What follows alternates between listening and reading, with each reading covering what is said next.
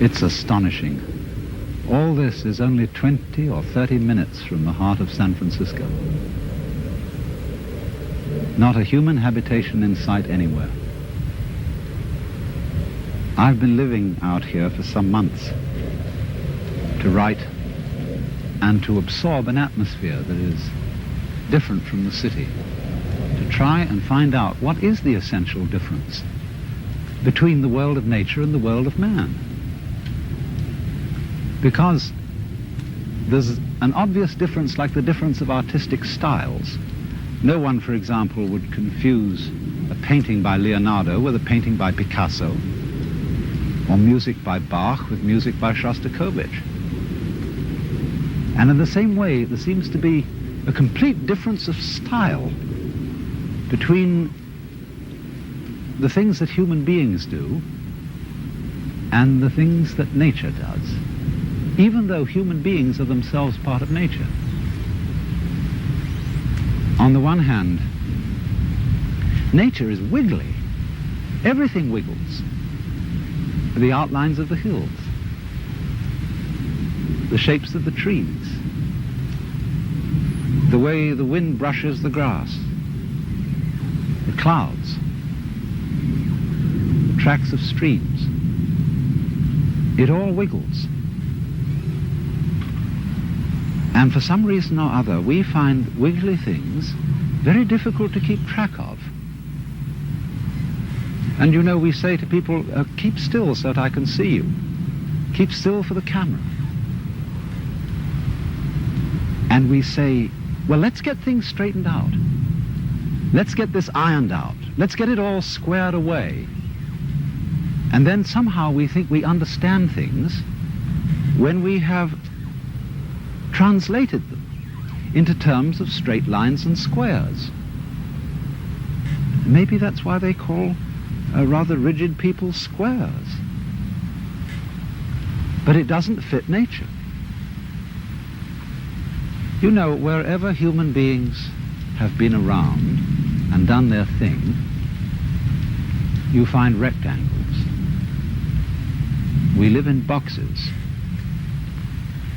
Our streets, especially across states like Kansas and Nebraska, are laid out in a grid pattern. Why, they even dropped a grid pattern on top of San Francisco with all those hills so that cars run away. Because it seems that the human being really has a very simple kind of mind. And all this wiggliness is too complicated. I don't think it really is complicated, because after all, it's very simple to move, say to raise something or to open and close your hand. It's perfectly easy, because we don't have to think about it. Things become complicated only when we think about them.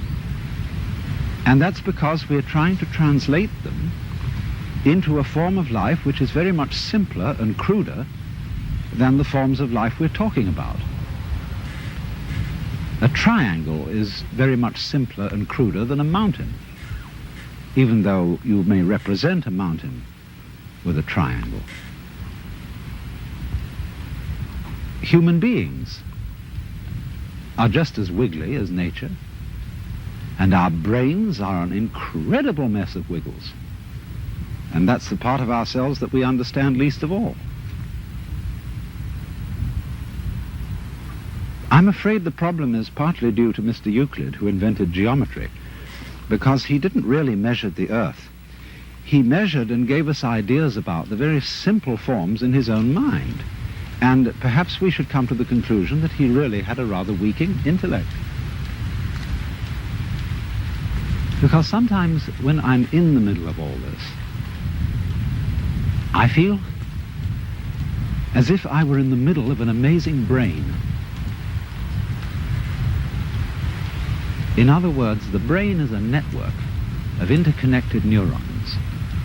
And each one of those neurons is a fairly simple affair because it either fires or it doesn't fire. It gives you the message on or off, yes or no. But what we call things, the plants, birds, trees, are far more complicated than a neuron, and there are billions of them. And they are all living together in a network. Just as there is an interdependence of flowers and bees, where there are no flowers, there are no bees, and where there are no bees, there are no flowers. They're really one organism. And so in the same way, everything in nature depends on everything else. So it's interconnected. And so the many, many patterns of interconnections lock it all together into a unity, which is, however, much too complicated for us to think about, except in very, very simple, crude ways. But I am part of all this. I am, as it were, one of the cells in this tremendous brain, which I can't understand, because the part cannot comprehend the whole. And yet at the same time, I don't feel, like so many people seem to feel, that I'm a foreigner or a stranger in this world. Its aesthetic forms somehow appeal to me more than most of the aesthetic forms which men have produced. I feel in it as if, in the same way, when you see a flower in a field, it's really the whole field that is flowering, because the flower couldn't exist in that particular place without the special surroundings of the field that it has. You only find flowers in surroundings which will support them. So in the same way, you only find human beings on a planet of this kind, with an atmosphere of this kind, with temperature of this kind, supplied by a convenient neighboring star. And so, just as the flower is a flowering of the field, I feel myself as a personing, a manning, a peopling of the whole universe. In other words, I seem, like everything else, to be a center, a sort of vortex at which the whole energy of the universe realizes itself, comes alive, a sort of aperture through which the whole universe is conscious of itself. In other words, I go with it as a center to a circumference. You know, the astrologers, in theory at least, may not have been so far wrong when, in trying to draw a picture of a human mind or soul, they drew a very crude map of the whole universe centered on the time and place of the birth of that particular person. It's not a bad idea, but I don't think the astrologers know how to read their maps, because the maps are too crude. But the essential point is obviously that each one of us, not only human beings, but every leaf, every weed, exists in the way it does only because everything else around it does. In other words, there's a relationship between the center and the circumference, which is rather like the relationship between the poles of a magnet. Without the center, no circumference. Without the circumference, no center. And although we say of poles that they're the poles apart, that is to say, extremely different, there's something between them, just as the north and south poles of a magnet are united by the magnet. So the individual and the universe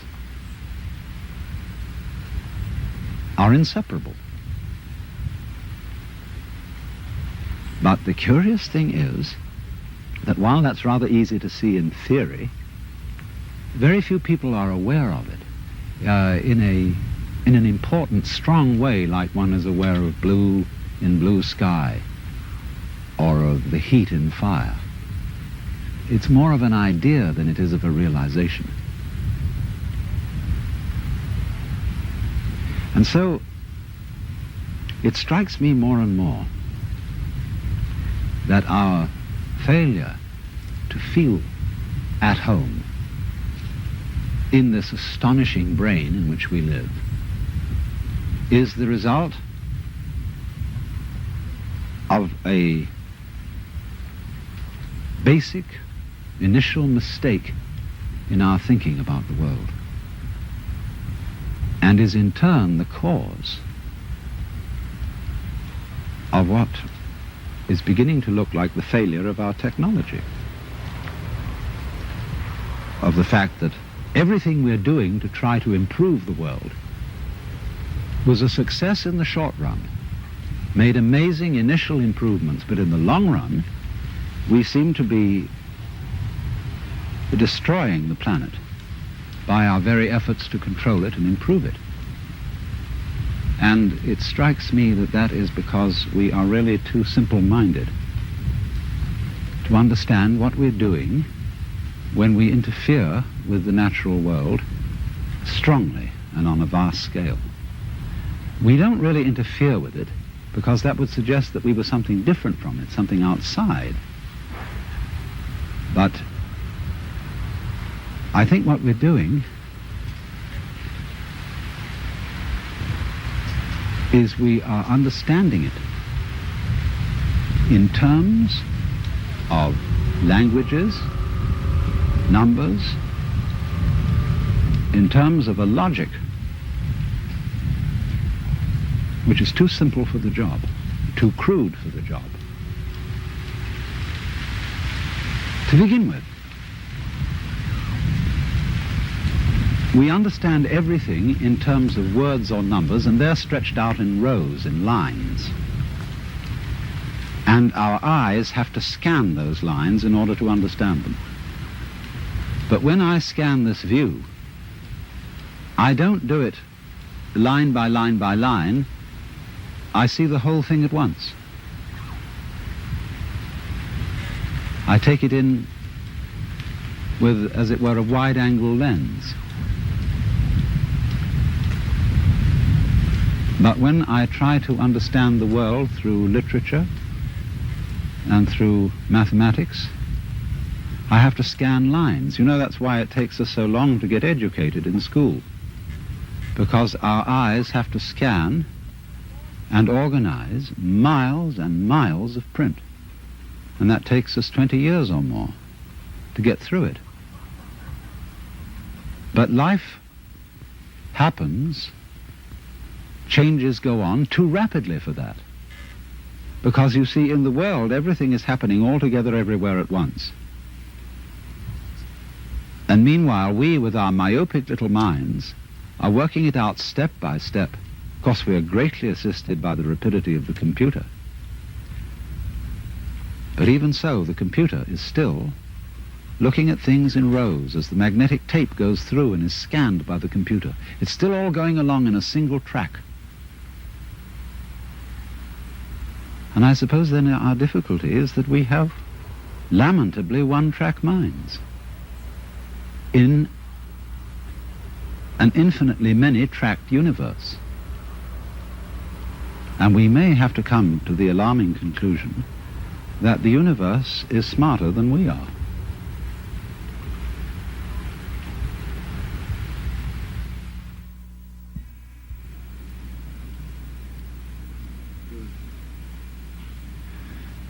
I've just come back from Los Angeles. I was down there to meet with a group of rather important people, people in the movie industry, scientists and so on, who were considering calling a congress of the best minds in the world to meet in Los Angeles in the near future, to be a kind of planetary alarm conference They wanted scientists and statesmen, religious leaders, and to do something to impress upon the world through all the media that we are in very serious danger of destroying the biosphere, that is to say, the whole envelope of living creatures which covers this planet, through pollution, overpopulation, nuclear fallout, poisoning of our food, and very lack of food. And we met to discuss the problem of organizing this conference, and here were all these brilliant people. And it came over us that we really didn't know what we ought to say. I mean, you can scream and create a state of panic, but that won't do any good. And when it came down to it, we didn't know what we ought to say because we really don't know what to do. Some things that we might do, for example, to increase the food supply with high-yield crops, may be ecological mistakes.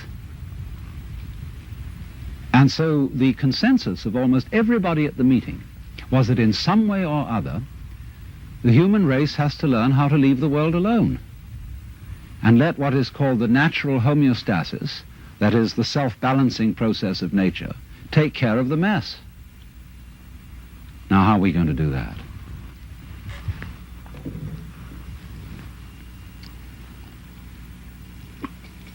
This is Japanese ceremonial tea. It's good on a cold day. See, our problem is we don't really know how to stop. We've got something started and we see it's going in a wrong direction. And I think the difficulty is, to borrow an old Chinese saying, that when the wrong man uses the right means work in the wrong way. In other words, there's something wrong with the way we think. And while that is there, everything we do will be a mess. Now, what is it that's wrong? Now, as far as I can see, the basic mistake is that we've invented this wonderful system of language and calculation,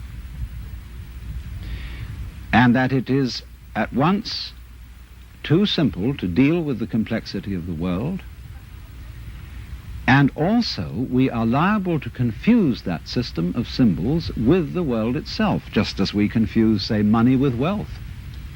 A lot of people are in business to make money instead of wealth. When they make the money, they don't know what to do with it.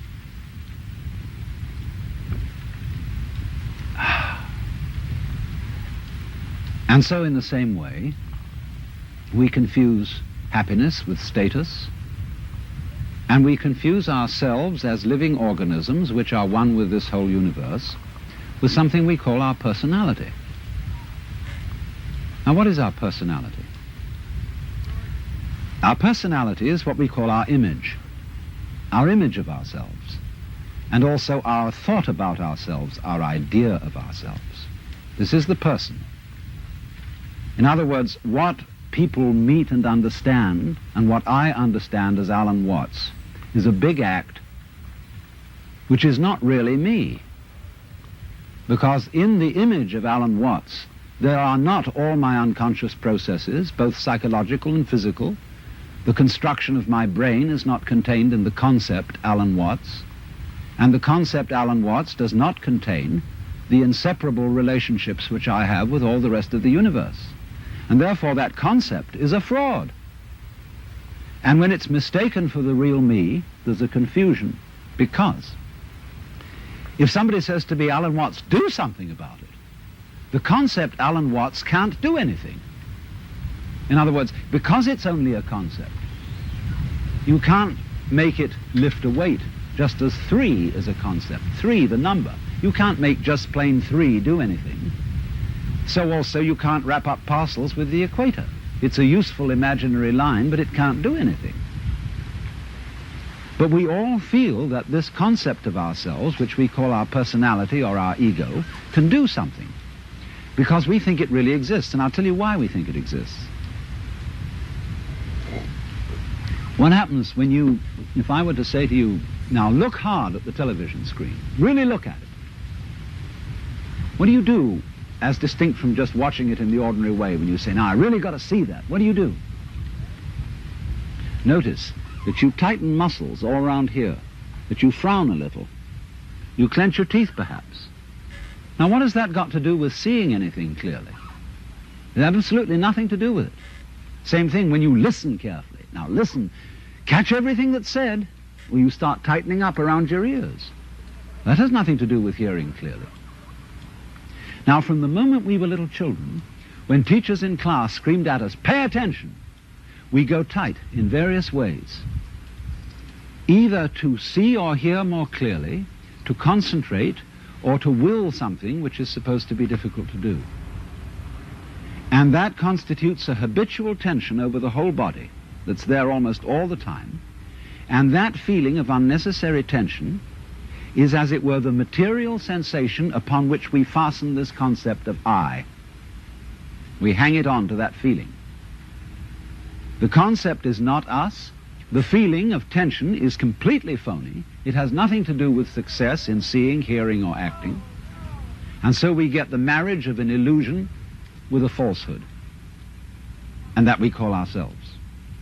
And no wonder we feel cut off from everything, alienated, frightened of life and death. So what has to happen is we have to come back to a sane view of our own life, which is the way we really are, an organism functioning in terms of the whole environment, with the whole environment, instead of this funny little separate personality. But how are we going to do that? People say, oh, you can't change human nature overnight. You're asking us to give up the ego. And that's the most difficult of all things to do. Actually, it isn't. Because the ego doesn't exist. But of course, if you try to give up your ego with your ego, then it'll take you to the end of time. Because this is the point. You can't transform yourself. You can't make yourself sane. You can't make yourself loving. You can't make yourself unselfish. And yet it's absolutely necessary that we be that way. It's absolutely necessary. If we are going to hand over the direction of nature to nature, which is what it comes to, it's absolutely necessary that we let go of ourselves, and it can't be done. Not by anything that we call doing it, acting, willing, or even just accepting things. You can't do it. Why? Because you don't really exist as that kind of a separate ego or personality. It's just an idea based on a phony feeling. So when it comes down to it, it's shocking news for us, for the human race, for our pride. You're only making a mess by trying to put things straight. You're trying to straighten out a wiggly world, and no wonder you're in trouble. So you can't do anything. So you can't transform yourself. And what can you do? What happens then if you actually realize you've come to a dead end? And the human race has come to a dead end, in my opinion. What then? Commit suicide? Or is there something else? What happens when you just wait? There's nothing you can do. You watch. And all you see is what goes on that is happening of itself. You're breathing, the wind is blowing, the trees are waving, your blood is circulating, your nerves are tingling. It's all going on of itself. But you know, that's you. That's the real you. The you that goes on of itself. It's not the symbol. It's not the person. It's you that's happening, as when you breathe. Yes, you can get the feeling that I am breathing by shoving your breath, but your breath goes on day in and day out without your doing anything about it or even thinking of it. The same way your brain is functioning without your forcing it. So when you come to a dead end, and we are, individually and socially, now, in 1971, at a dead end. This is the moment of which it is said man's extremity is God's opportunity. Because we have to stop.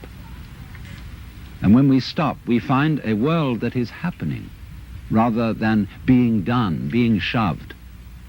And that happening, as distinct from doing, is our fundamental self. And our fundamental self is not something just inside the skin. It's everything around us with which we connect. When you look out of your eyes at nature happening out there, you're looking at you. I'm not going to say what we should do from then on, but simply that before we think of doing anything in this critical situation, we realize the completely illusory nature of the beings that we think we are, and get back again to the beings that we really are, which includes all this outside world, no longer left outside.